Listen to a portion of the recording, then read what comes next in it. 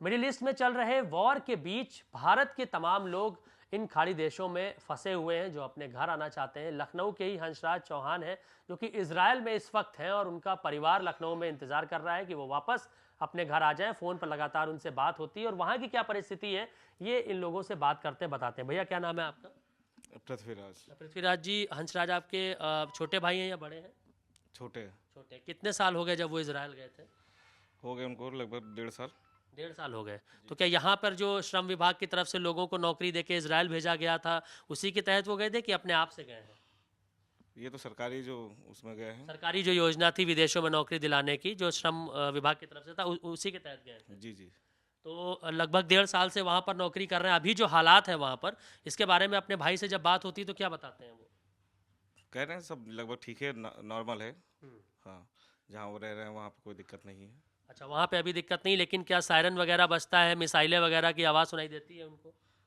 Alert जारी होता है, मोबाइल पे आता है।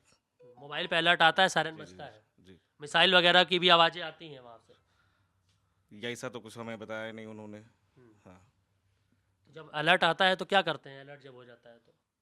अलर्ट हो जाता तो वो लोग अपना जो गाइडलाइन जारी की उसका पालन करते हुए अपने। बंकर वगैरह है वहाँ पे, उसमें हाँ जाके हाँ छिपते सब। हैं? जी जी। आप लोग से बात लगातार हो रही है, कोई दिक्कत तो नहीं बातचीत में? नहीं नहीं, कोई दिक्कत नहीं। घर वापस आने का आप लोग मना रहे हैं कि घर वापस आ जाएं? नहीं, उनका अगले महीने वीज़ा लगा हुआ है, हो सकता है वापस आ जाए अगले महीने जो उनको छुट्टी मिल रही है। घर में क्या डर का माहौल है? नहीं, ऐसा कुछ नहीं। ऐसा कुछ नहीं, डर डर नहीं है वहाँ पे? क्योंकि वो कह रहे हैं, अभी आपने बात की हमारे सामने, वो कह रहे हैं मिसाइलों की आवाज़ सुनाई देती है, सायरन बजता है, हम लोग बंकर में चले जाते हैं। तो डर तो उनको लग ही रहा होगा, आप लोग को डर नहीं लग रहा है? नहीं, हल्का फुल्का है। डर है ना मन में कि कहीं मिसाइल है, कहीं भी गिर सकती है, कुछ भी घटना हो सकती है? तो भर में परिवार में उनके बीवी बच्चे हैं क्या? हाँ है। बीवी बच्चे? बीबी है। बच्चा नहीं है कोई? नहीं नहीं। बीवी से बात होती है, उनके मन में डर है कि वो वापस घर आ जाए? नहीं, ऐसा तो कुछ नहीं है अभी तक, तो फिलहाल अगले महीने आना ही है उनका, तो इतना हम लोग नहीं है। हम्म। अब जो हो रहा है तो देखना ही पड़ेगा। कितना पैसा लगभग कमा लेते हैं वहाँ पे? जो भी कमाते हैं वो तो वही जाने। ठीक ठाक कमाई हो जाती है कि मुश्किल से घर हाँ चलता? ठीक है।